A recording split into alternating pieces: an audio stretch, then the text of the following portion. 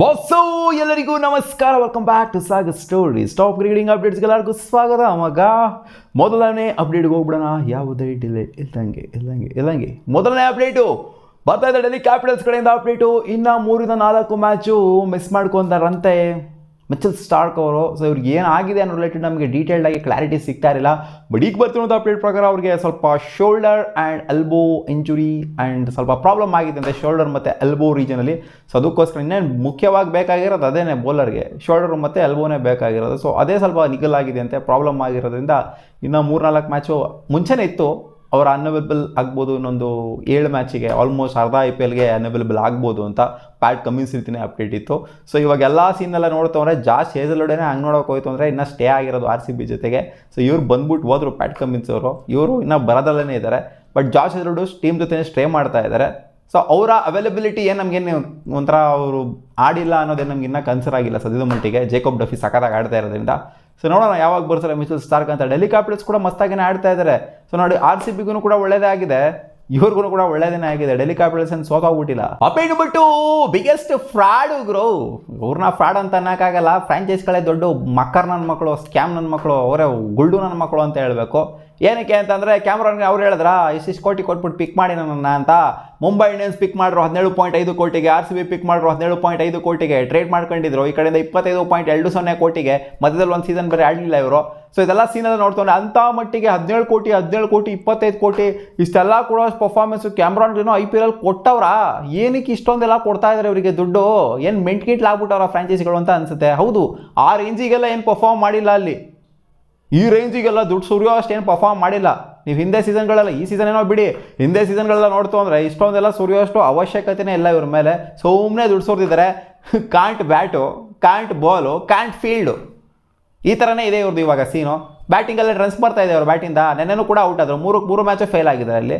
ಹೌದು, ನೆನ್ನೆ match no result ಆಗಿರ್ಬೋದು, ಬಟ್ ಆದರೂ ಕೂಡ ಫೇಲ್ ಆದ್ರಲ್ಲ, ಔಟ್ ಆದ್ರಲ್ಲ ಅಲ್ಲಿ. ಕಡೆಯಿಂದ ಬೌಲಿಂಗ್ ಬೇರೆ ಮಾಡೋಕ್ಕಾಗಲ್ಲ. ಒಂದು ಬದನೇಕಾಯಿ ಒಬ್ಬ ಬ್ಯಾಟ್ರಿಗೆ ನೋಡಿ, ಒಬ್ಬ ಜೆನ್ಯೂನ್ ಬ್ಯಾಟ್ರಿಗೆ 25 ಕೋಟಿ ಬರೀ ಬ್ಯಾಟಿಂಗ್ ಆಡೋದಕ್ಕೆ ಅಂತ 25 ಕೋಟಿ ಕೊಡ್ತಾರೆ ಅಂತ ನೋಡಿ. ಕ್ಯಾಪ್ಟನ್ಸಿ ಕೊಡ್ತಾರೆ ಅಂತಾರೆ, ಅದಕ್ಕೂ ಒಂಥರ ಒಂದು ಸ್ವಲ್ಪ ನ್ಯಾಯ ಇರುತ್ತೆ.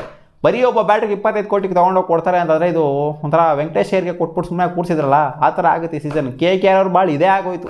ಅಪ್ಡೇಟ್ ನಂಬರ್ 3 MSG ರಿಲೇಟೆಡ್ ಜೊತೆಗೆ ಡೆವಾಲ್ಡ್ ಬ್ರೇವಿಸ್ ರಿಲೇಟೆಡ್ ಅಪ್ಡೇಟ್ ಬರ್ತಿದೆ. ಇಬ್ಬರು ಕೂಡ ಆ್ಯಕ್ಟಿವ್ ಆಗಿ ಪಾರ್ಟಿಸಿಪೇಟ್ ಮಾಡ್ತಾ ಇದ್ರಂತೆ ಪ್ರಾಕ್ಟೀಸ್ ಸೆಷನಲ್ಲಿ. ಆ್ಯಂಡ್ ಇವರು ಎಕ್ಸ್ಪೆಕ್ಟ್ ಮಾಡ್ಬೋದಂತೆ Delhi Capitals against next match ಏನಿದೆ ಆ ಮ್ಯಾಚಲ್ಲಿ ಇವರಿಬ್ಬರು ಕೂಡ ಅವೈಲೇಬಲ್ ಆಗ್ಬೋದು ಅಂತ.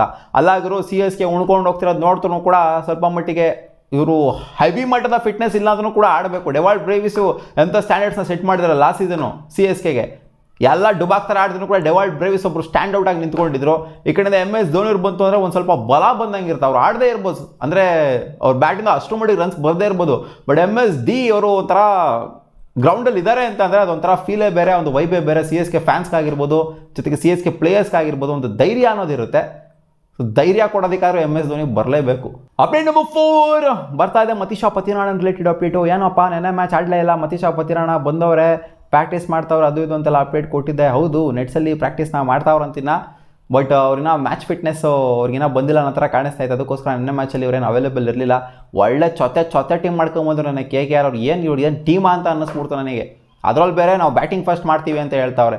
ಅಂಡರ್ ಕವರ್ಸ್ ಐತಲ್ಲಿ 48 ಅವರ್ ಅಲ್ಲಿ ಮಳೆ ಬಂದೈತೆ. ನೆನ್ನೆ ಮಳೆ ಬಂದೈತೆ, ಮೊನ್ನೆನೂ ಮಳೆ ಬಂದೈತಂತೆ. ಅಂಡರ್ ಕವರ್ಸ್ ಇರೋವಂಥ ಟೈಮಲ್ಲಿ, ಇವಾಗಲೂ ಮಳೆ ಬರೋವಂಥ ಟೈಮಲ್ಲಿ ನಾವು ಬ್ಯಾಟಿಂಗ್ ಮಾಡ್ತೀವಿ ಅಂತ ಏನು ತಲೆಯಲ್ಲಿ ಅಪ್ಪ ಬಿಡಿ. ರಹಾನೆ ಅವರ ಕ್ಯಾಪ್ಟನ್ಸಿಗೆ ಒಂದು ದೊಡ್ಡ ಸೆಲ್ಯೂಟ್ ಹೇಳ್ತೀನಿ. ಈ ಕಡೆಯಿಂದ ನೋಡ್ತವ್ರೆ ಬಣಿಂದು ಹಜರಂಗ ರಿಲೇಟೆಡ್ ಯಾವುದೇ ಕ್ಲಾರಿಟಿ ಇಲ್ಲ. ಸೊ ಅವ್ರು ಆಡಬೇಕಾಗಿರೋದು ಲಕ್ನೋ ಸೂಪರ್ ಜೈಂಟ್ಸ್ಗೆ ಅವ್ರು ತೊಗೊಂಡಿದ್ರು. ಅಂದರೆ ಅವರು ಅವೈಲೇಬಲ್ ಆಗ್ತಾರಾ ಅಥವಾ ಅನ್ಅವೈಲೇಬಲ್ ಆಗಿರ್ತಾರಾ ಅಥವಾ ರಿಪ್ಲೇಸ್ಮೆಂಟ್ ಅನೌನ್ಸ್ ಮಾಡಬೇಕಾ ಅನ್ನೋ ರಿಲೇಟೆಡ್ ಯಾವುದೇ ಸಹ ಕ್ಲಾರಿಟಿ ಸಿಗ್ತಾ ಇಲ್ಲ. ನೋಡುವ ಅದೇನಾಗುತ್ತೆ. In fact Nuvan Tushar related clarity ಸಿಗ್ತಾ ಇಲ್ಲ. ಅವ್ರದೇನೋ 9ನೇ ತಾರೀಕು ಹೈರಿಂಗ್ ಇದೆ ಅಂತಲ್ಲಪ್ಪ ಕೋರ್ಟಲ್ಲಿ, ಅದಾದಮೇಲೆ ಡಿಸೈಡ್ ಆಗುತ್ತೆ ಅನ್ನೋ ಥರ ಕಾಣಿಸ್ತಾ ಇದೆ. ಅಪ್ಡೇಟ್ ನಂಬರ್ 5 ಮೈಕಲ್ ವ್ಯಾಗನ್ ಒಂದು ಸ್ಟೇಟ್ಮೆಂಟ್ ಹಾಕಿಕೊಟ್ಟಿದ್ದಾರೆ. ಅವ್ರು ಹೇಳ್ತಾರಪ್ಪ, all fairy tale stories come to an end and Fleming Dhoni partnership, ಅಂದರೆ ಇವ್ರ ಪಾರ್ಟ್ನರ್ಶಿಪ್ಪು ಸ್ಟೋರಿ ಇವ್ರೇನು ಕ್ರಿಯೇಟ್ ಮಾಡಿದ್ರು, ಲೆಗೆಸಿ ಏನು ಕ್ರಿಯೇಟ್ ಮಾಡಿದ್ರು ಫ್ಲೆಮಿಂಗ್ಸ್ ಜೊತೆಗೆ ಧೋನಿ ಅವರು. ಸೊ ಇದೇನು ದೊಡ್ಡದೇನಲ್ಲ, ಇದು ಕೂಡ ಎಲ್ಲದಕ್ಕೂ ಕೂಡ ಒಂದು ಎಂಡ್ ಅನ್ನೋದು ಇದ್ದೇ ಇರುತ್ತೆ ಅನ್ನೋವಾಗೇ ಫ್ಲೆಮಿಂಗ್ ಧೋನಿ ಕಾಂಬಿನೇಷನ್ ಕೂಡ ಒಂದು ಎಂಡ್ ಅನ್ನೋದು ಇದ್ದೇ ಇರುತ್ತೆ. CSKಗೆ ಒಂದು ಎಂಡ್ ಅನ್ನೋದು, ಅಂದರೆ CSK ಟೀಮ್ ಹೋಗ್ಬಿಡುತ್ತೆ ಅಂತ ಹೇಳ್ತಿಲ್ಲ ನಾನು. ಸೊ ಇವರ ಕಾಂಬಿನೇಷನಲ್ಲಿ CSK ಇರುವಂಥದ್ದಕ್ಕೂ ಕೂಡ ಒಂದು ಎಂಡ್ ಅಂತೂ ಇದ್ದೇ ಇರುತ್ತೆ ಅಂತ ಇವರು ಹೇಳ್ತಿದ್ದಾರೆ. ಹೌದು ಇವರು ಎಲ್ಲದಕ್ಕೂ ಒಂದು ಎಂಡ್ ಅಂತೂ ಇದ್ದೇ ಇರುತ್ತೆ. ಅಪ್ಡೇಟ್ ನಂಬರ್ 6, ಸದ್ಯದ ಮಟ್ಟಿಗೆ ಇಷ್ಟು ದಿನ ಆಗಿರುವಂಥ IPL ಮ್ಯಾಚಸ್ಗಳನ್ನೆಲ್ಲ ಗಮನಿಸ್ತು ಅಂತ ಅಂದರೆ ಟಾಪ್ 2 ಹೈಯೆಸ್ಟ್ ವ್ಯೂಡ್ ಮ್ಯಾಚ್ ಯಾವುದು ಅಂತ ಅಂದರೆ ಅದು ಆಗುತ್ತೆ ನಮ್ಮ RCBಯ ಮ್ಯಾಚ್ಗಳನ್ನೇ. ಹಾಗಾಗಿರೋ ನೋಡಿ ನಮಗೆ ಫ್ಯಾನ್ಸ್ ಇಷ್ಟಿದ್ದಾರೆ ಅಷ್ಟಿದ್ದಾರೆ ಅಂತ ಎಷ್ಟೋ ಟೀಮ್ಗಳು ಕೊಚ್ಕೊತಾರೆ, ಬಡಾಯಿ ಕಚ್ಕೊಂತಾರೆ. ಬಟ್ ಆದರೆ RCB ಮ್ಯಾಚ್ಗಳ ಕಾಮನ್ ಇರುವಂಥದ್ದು 2 ಮ್ಯಾಚಲ್ಲೂ ಕೂಡ RCBನೇ. RCB ಮ್ಯಾಚ್ಗಳನ್ನ ಮಾತ್ರ ಜನ ಜಾಸ್ತಿ ನೋಡ್ತಾ ಇದ್ದಾರೆ ಅನ್ನೋ ಹಾಗೆ ಆಯಿತು. ಅದಕ್ಕೋಸ್ಕರ ಇನಾಗರಲ್ ಮ್ಯಾಚ್ ವಿಚಾರಕ್ಕೆ ಬಂತು ಅಂದ್ರೂ ಕೂಡ ರೀಸೆಂಟಾಗಿ ಗೇಮ್ಸ್ಗಳನ್ನ ತೊಗೊಂಡು ನೋಡ್ತಾರೆ RCBನೇ ಇಡ್ತಾರೆ. IPL ಅವರು ಬಾರಪ್ಪ RCB ಬೇಕು RCB ಬೇಕು ಅಂತ. CSK ನೋಡಲ್ಲ, ಆಲ್ಮೋಸ್ಟ್ ಕರೆಯಲ್ಲ, ಮುಂಬೈನೂ ಕರೆಯೋದಿಲ್ಲ, RCBನೇ ಬೇಕು ನಮಗೆ ಅಂತ ಹೇಳ್ತಾರೆ ಇನಾಗರಲ್ ಮ್ಯಾಚ್ಗೆ. ಸೊ ನೋಡಿ ಹಿಂಗಿದೆ, ಅಷ್ಟಿಲ್ಲದೆ ಹಾಕಿಸ್ಕೊಂತಾರೆ ಅವರು. ಚಿನ್ನಸ್ವಾಮಿ ಸ್ಟೇಡಿಯಮಲ್ಲೇ ಇನಾಗರಲ್ ಮ್ಯಾಚ್ ಆಗಬೇಕು ಅಂತ BCCI ಅವರು. ಅಲ್ಲಿ RCB ವರ್ಸಸ್ SRH 434 ಮಿಲಿಯನ್ ವ್ಯೂವರ್ಶಿಪ್ನ ತೊಗೊಂಡು ಅಂದರೆ ಜಿಯೋ ಹಾಟ್ಸ್ಟಾರಲ್ಲಿ RCB ವರ್ಸಸ್ CSK ಮ್ಯಾಚ್ ತೊಗೊಂಡಿದ್ದು 361 ಮಿಲಿಯನ್ ವ್ಯೂವರ್ಶಿಪ್ನ. ಸೊ ಇನ್ನೂ ಜಾಸ್ತಿ ಎಕ್ಸ್ಪೆಕ್ಟ್ ಮಾಡಿದ್ವಿ ನಾವು RCB ವರ್ಸಸ್ CSK. ಅದೇ ಗೇಮರು ಸಿಕ್ಕಾಪಟ್ಟೆ ಇಂಟೆನ್ಸ್ ಆಗಿತ್ತು ಅಂದರೆ ಇನ್ನೊಂದು ಸ್ವಲ್ಪ ಜಾಸ್ತಿ ಎಕ್ಸ್ಪೆಕ್ಟ್ ಮಾಡ್ಬೋದು. ಇದು ಇನಾಗರಲ್ ಮ್ಯಾಚ್, ಆಬ್ವಿಯಸ್ಲಿ ಎಲ್ಲರೂ ನೋಡ್ತಾರೆ. 434 ಮಿಲಿಯನ್ ಅಂತ ಅಂದಾಗ ಸೊ ಇನ್ನು ಪ್ಲೇ ಆಫ್ಸ್ ವಿಚಾರಕ್ಕೆ ಬಂತು ಅಂದರೆ ನಾವು ಎಕ್ಸ್ಪೆಕ್ಟ್ ಮಾಡ್ಬೋದು ಇದಕ್ಕಿಂತ ಜಾಸ್ತಿ ಕ್ಲಾಕ್ ಆಗುತ್ತೆ ವ್ಯೂವರ್ಶಿಪ್ ಅಂತ.